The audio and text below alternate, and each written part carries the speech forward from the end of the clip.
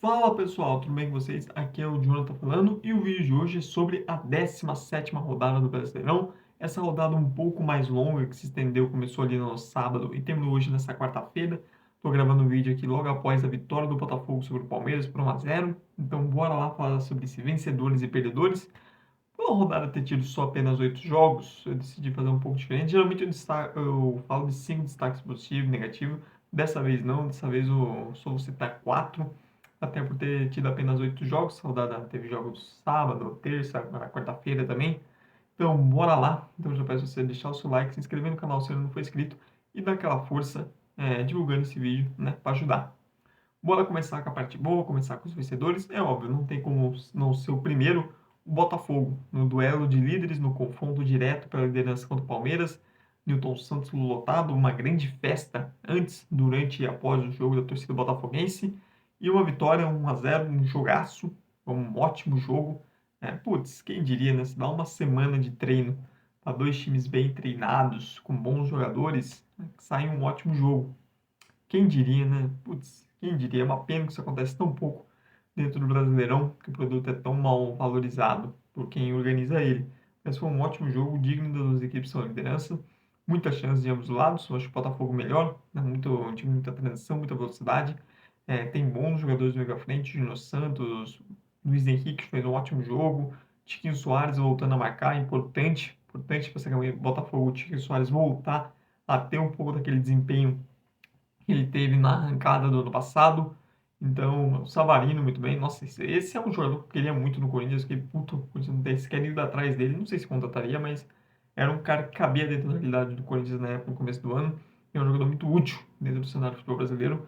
Grande jogo do Botafogo, a dupla de zaga muito bem protegendo a área. O Palmeiras um pouquinho decepcionante, esperava um pouco mais do Palmeiras. Mas mesmo assim, conseguiu criar, conseguiu pressionar, teve chance de fazer seu gol. Parou também ótima atuação do John, o Everton também jogou muito bem. Mas uma grande vitória do Botafogo, que agora é o líder isolado do Brasileirão e abre 3 pontos de vantagem para o Palmeiras.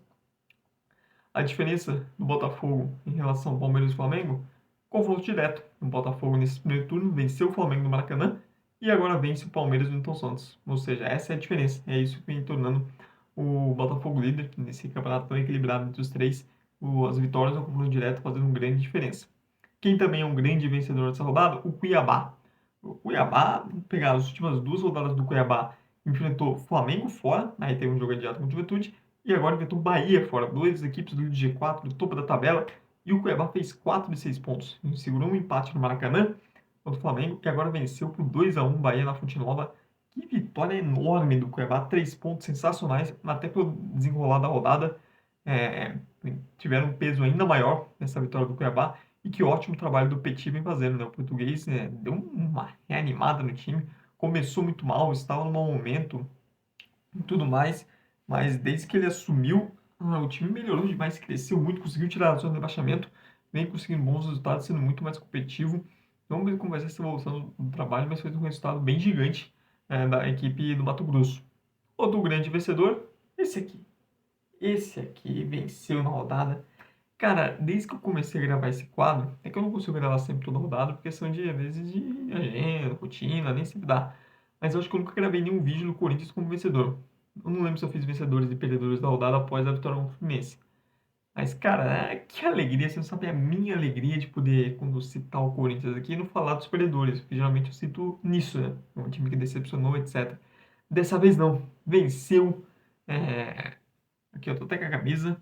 Estou adepto ao ramonismo, novar, barrar, novar, de jeito nenhum. Grande vitória, nossa, eu precisava demais. Ótimas estreias de Hugo Neneca, de Alex Santana também muito bem. Primeira impressão boa, né? Um time que, nossa, não teve aquele desempenho, mas um pouco mais competitivo do que vinha sendo, tanto com o final do Antônio Oliveira, tanto com o Larussa, que era o interino. Vamos ver como vai ser a evolução nos próximos jogos, mas o Corinthians precisava muito desse vencer. Independente de qual fosse o desempenho, precisava vencer e conseguiu. Toma um gol que, cara, é tipo o gol do time rebaixado, né? Quando toma aquele gol daquele jeito, eu falei, nossa, esse ano vai ser. Não tem como. Aí depois consegue uma virada incrível no segundo tempo, se fecha ali no final, acaba sofrendo até por pouco, mas 3 pontos fundamentais do Corinthians, destacar a entrada do Coronado que mudou o jogo. Mas muito importante, deu um certo alívio. E vamos ver como vai ser o Corinthians agora no próximo jogo sob o comando do Raul Dias. E o último vencedor estava em dúvida, eu confesso que eu estava em dúvida, porque, aqui mexendo aqui nas coisas, estava em dúvida entre Cruzeiro e Fortaleza, porque são dois times importantes que aproveitaram a rodada tropeço de Bahia e de Palmeiras para se aproximar mais do grupo de cima, distanciar um pouco da turma que estava atrás deles. Mas eu vou escolher Cruzeiro como o último, o quarto vencedor da rodada, até pelo peso do adversário, o Red Bull Bragantino.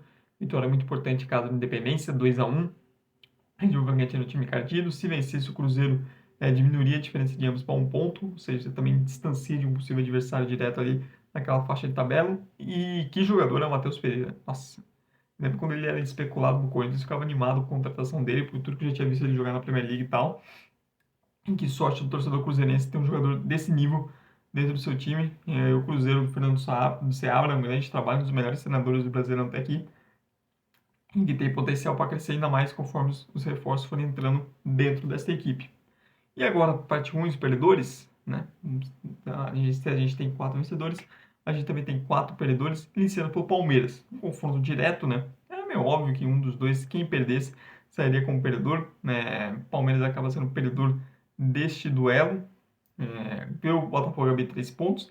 Acho que não foi uma atuação muito inspirada do Palmeiras. O time dependeu muito de bola na área, cruzamento. Esperava mais, um pouquinho decepcionado com a atuação do time. Não foi, nossa, jogou mal, etc. Mas eu esperava um pouco mais. Acho que também um pouco da minha expectativa. Acho que o Botafogo foi melhor e mereceu vencer o Palmeiras. Tudo bem que o Palmeiras teve chance até de fazer, mas com um time muito cruzamento na área. Senti falta de algo mais elaborado mesmo. Bola no pé, envolver o Botafogo com a posse de bola, sem ter que depender tanto de cruzamentos. Mas é um time que tem ainda mais a crescer, né? Tem que ver essa lesão do Estevão, se foi algo mais sério ou não. Seria um desfalque importante, mas, pô, segundo tempo, as opções de banco do Palmeiras foram simplesmente Felipe Anderson e Maurício. São dois caras que têm potencial, inclusive, para figurar no time titular. Ainda tem o Dudu tentando voltar a recuperar o futebol depois da lesão grave no joelho. Mas o Palmeiras, dessa vez, segurando entre os perdedores. Quem também está entre os perdedores é o Bahia.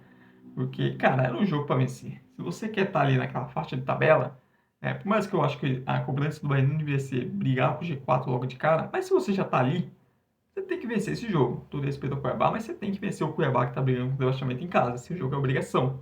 E o Bahia acabou sendo derrotado por 2-1. Se o Bahia tivesse vencido, é, ele teria triunfado, vencido. Ele teria terminado a rodada empatado com o Palmeiras na segunda posição. Então, uma derrota bem pesada. E esse é o tipo de jogo que você não pode perder. Da mesma forma que o Flamengo teve um tropeço bem grande contra o Cuiabá na última rodada, o Bahia também tropeçando feio aqui em casa, na Fonte Nova. Quem também conta como perdedor, né, e durante a rodada, eu também resolvi citar o Atlético Goianiense, porque era um jogo em casa contra o Vasco. Putz, tinha que vencer, né? O campeonato do Atlético Goianiense daqui é bem ruim, bem decepcionante.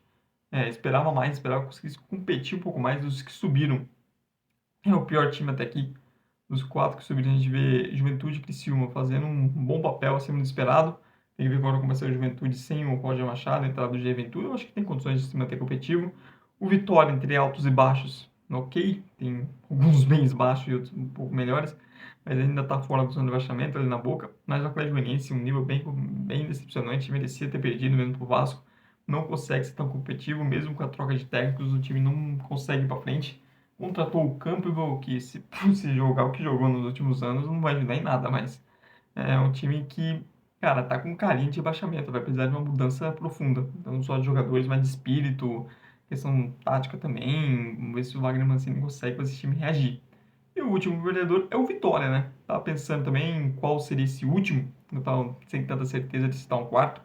Eu pensei no Atlético Mineiro, mas, putz, o peso da derrota, você tomar um 3-0 para um rival ali regional, é um peso grande. Eu acho que a situação do Vitória ainda é pior que ter visto o Corinthians ganhar. E agora, duas equipes empatadas ali.